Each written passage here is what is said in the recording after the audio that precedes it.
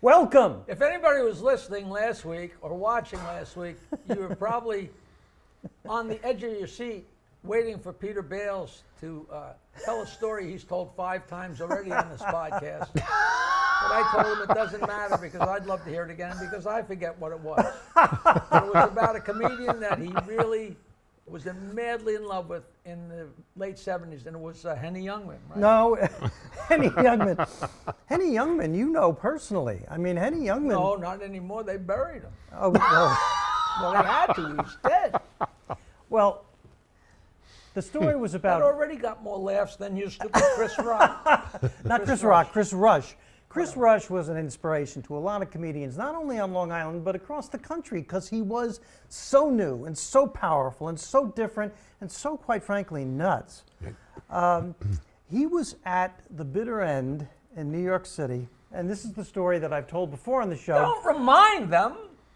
I've only told it one other time. The Seinfeld story I told 3 times. That was an error. Why don't you throw that in? Okay, now... In those days, he went up. You are, at some point, are going to remember we have a guest. We have a. Oh my God! It's just like, who's this guy? Yeah. I introduced him last week. I can't repeat myself. This is right. You're right. You're absolutely right. Before I tell my story. Don't be shocked when I'm right, Bales. I'm always right. Okay.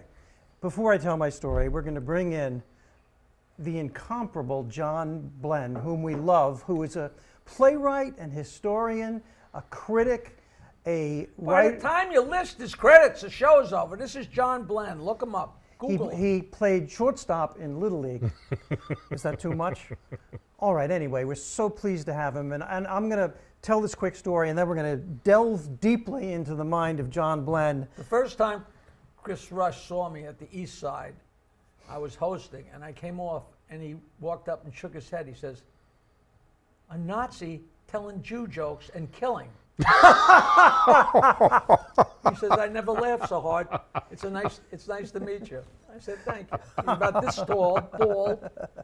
You know, he wasn't intimidating. You didn't have to worry about your girlfriend running on stage and making out with him. You know. And actually, he would wear a tracksuit on the stage because somehow I guess that made him look thinner or in shape somehow. Yeah, it did. Total bald head, very weird-looking guy, great guy. And he goes on stage at the bitter end, and in those days, you could smoke on stage. He takes out one of those thin cigars, and he takes out his lighter, and he starts to try to light it, and the lighter will not work. It just won't work. He's very frustrated, and he goes, "Damn Japanese lighters." Little laugh. And at that moment, unplanned, an Asian man stands up in the audience, walks up on stage, takes out his lighter, and lights Chris Rush's cigar.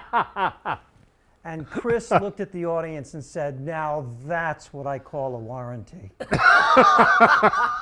I mean, that deserves. Oh, that's just beautiful. He was a genius. He really was. Now, have you ever read his biography? I Because think I probably. I think I have. That was a setup. I think That was a setup. Yeah. Yeah, that guy worked with him. Oh. Yeah. He had to do that every show. Yeah, and then after the show, he sold rice. Oh, I don't know who it was. Anyway. But that is a funny ad-lib. Anyway, but as I say, we have memories here today that go back to the 80s and 90s. So that you're not going to tell that again? I'm saving it for the show John after. Blenn is such a talented, wonderful man. He's been such a delightful presence in the show business world of Long Island forever, and we are thrilled to have him. We have not had many guests. We had Danny McKenna, who was the chief bottle washer in charge of everything at Rascals Comedy Club, until one day they woke up and realized they had hired him.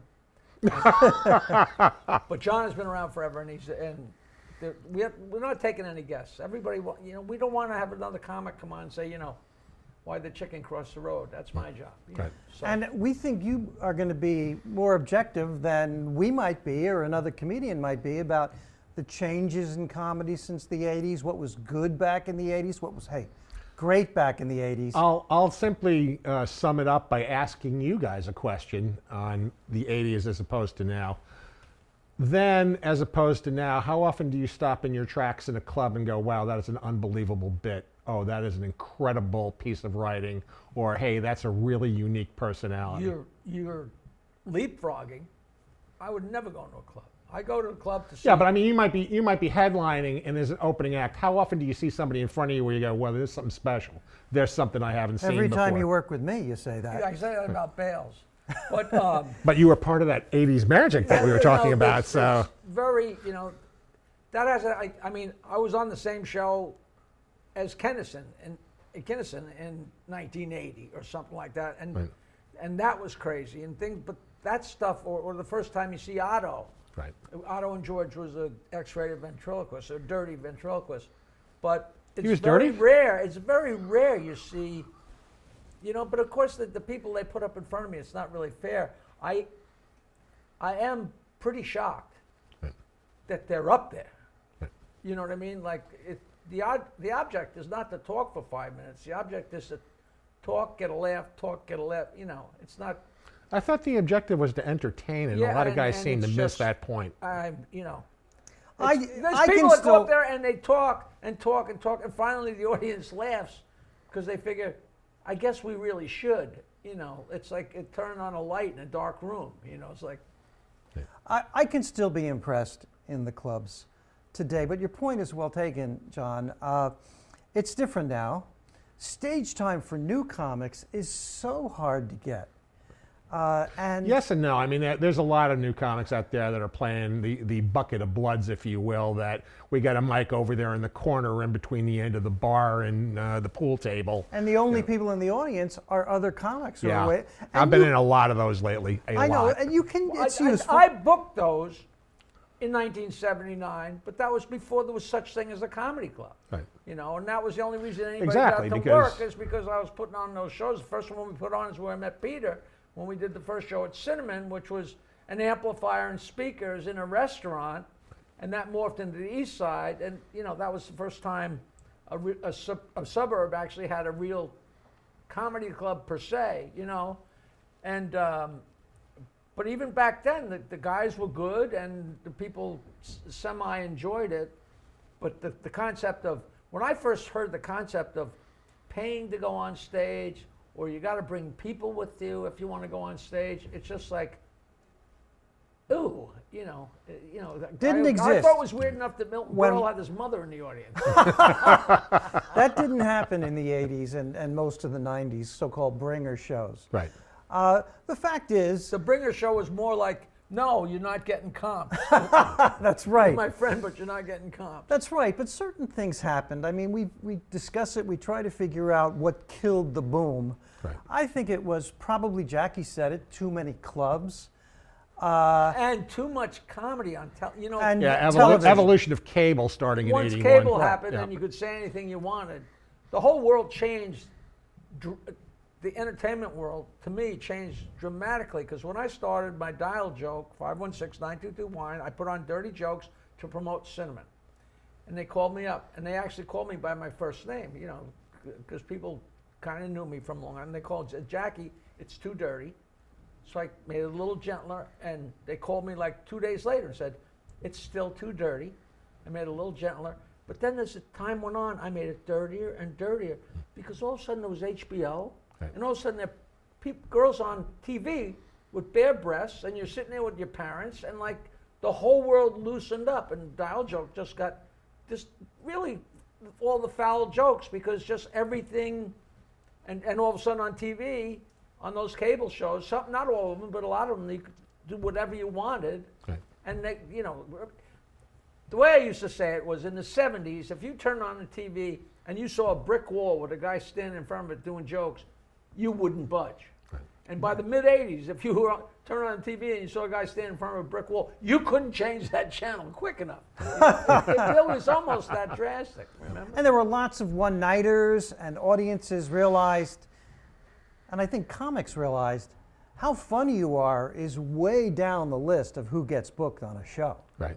It should be number one, but it's not. It's way down. I mean, when you get booked because you have a car, Right. what are they doing? But no, but that's how it was when we started. Well, yeah. I mean, Jackie had a car, or he would have had no career. Career. Really. I would have had no friends. But You were the guy that drove the Seinfelds and the Reisers out from the city to come out and make money at our stupid shows. That's right. Thank God I had a car. Yeah. In In high fact, school, that's how you had friends. In fact- the first guy with a license, king of the hill. here's a You bet. story I haven't told. I had a Volkswagen. This isn't you and the fat broad in the back seat. No, I've told that a lot. Yeah. Now, I had a Volkswagen Bug, engine in the back, one of the old ones, that I got for $300, and it was rusted through. The floor was rusting out, and it was sagging, and you could see through to the road. And I was driving Seinfeld from the comic strip over to 44th and 9th, the Improv, and we were cutting through Central Park through a puddle.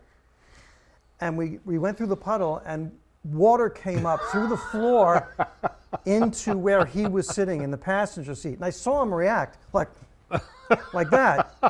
Now, anybody else would have cursed, what's going on? What would have gotten really mad. Seinfeld turned to me exactly like this, and in a very Seinfeldian way said, correct me if I'm wrong, but I am inside the car. Only Seinfeld. And he has such a good sense of humor about it. You'll notice that Bales was never. On a show. Because when That is so him. when I know Even famous, if you're lying, that's so. no, it's not. It's absolutely true. Correct me. When I know famous people, I go the other way, and that's my issue. You in venture forward with in the truth. therapy. Well, You venture forward. I got to tell you, I once kissed Rosie O'Donnell. Okay. I'm telling you, when I first met her, I know. I was on the other side of her when you kissed her. that's foul. Anyway. Well, you didn't see me. No, 'cause but I was kind she of was. like, When I met her, she was lying about her age because she was underage. I think she was 16, and I was a little bit older. And we were in an improv group together. Long story short, a couple years later, and she was very cute. so this is before she started lying about her weight. I love Rosie O'Donnell. I know you were going to say And that. I leaned forward on her driveway and I kissed her, and I'll never forget. She pushed back a little bit, looked at me, and said, I think I'm going to go in another direction. And it is just so important to me that I really. Now, you assumed that meant she might have meant another guy. Like not you, Peter. I have another guy in mind. You're kind of inferring that I she was affected. going to take a different I road. influenced comedy history. I, for the record, I love Rosie. I met her way back when. Super talented, and she's another one of those products from Long Island. And she's great. And she is great. And she fed me the most ridiculous straight line I've ever gotten. The only reason I got cast in the movie A League of Our Own is because I could switch hit. And I said, that's for sure.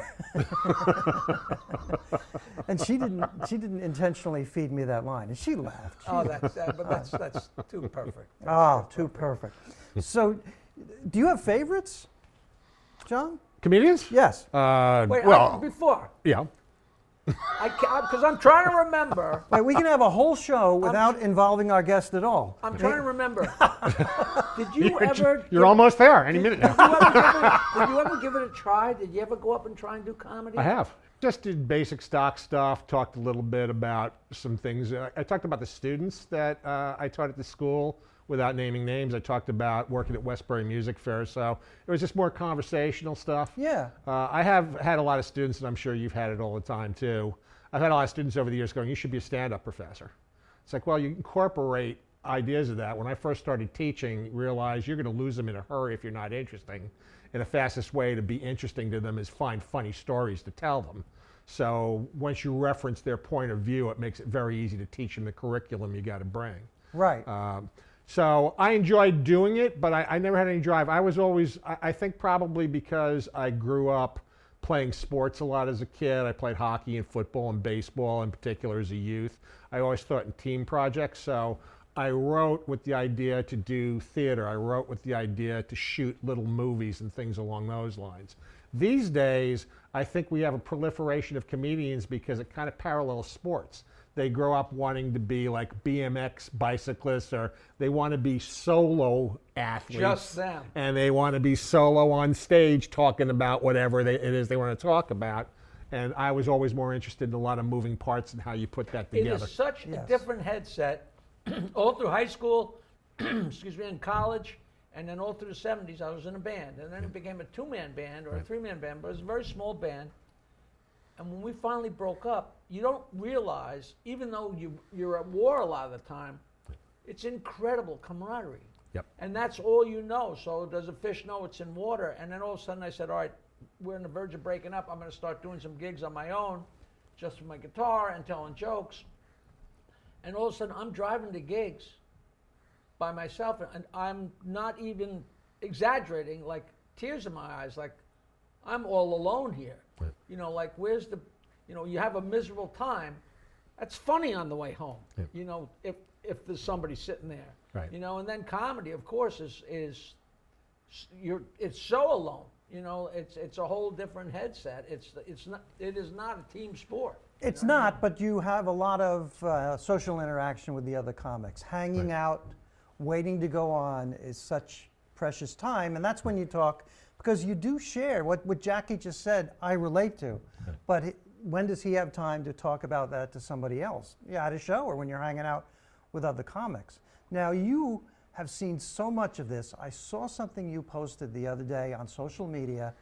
I turned to my wife and I said, my God, John Blenn reminds me of Zelig. And you know exactly what I'm talking about, right? You seem to be, We're I've going never to stop seen, right here. I've never seen, Because this is going to be such a great show. John Blenn as Zelig on the Long Island entertainment scene is a show not to be missed. well, we should explain who Zelig is. He's someone who is everywhere. A Woody Allen character in a movie who is everywhere. I've never seen somebody in so many cool photos of. That's Zelig? I thought Zelig was the little guy in the Superman comic. Who's that? We're going to work out this confusion. We've got a lot more coming. It's my with- job to make him crazy. And it wasn't a big enterprise. Mission accomplished. We've got more with Mr. John Blenn. Mitzelpick. It was Mr. Mitzelpick. That's right. I remember that character. Has nothing to do with Zelig. Who's now- Zelig? Next week, we're going to find out who Zelig is, and John Blenn is Zelig. And wait till we get- Gellis. He. That's Zelig backwards. Gellis. Yes, it is. We will see you next week. Hey, a new episode of Stand-Up Memories every Wednesday. How exciting is that? Starring me, Peter Bales, and right here, Jackie the Joke Man Martling. Please follow us on social media. Search it out. What is it? Me Space? MySpace, Your Space? TikTok, Instagram, Facebook. Doodah, doodah.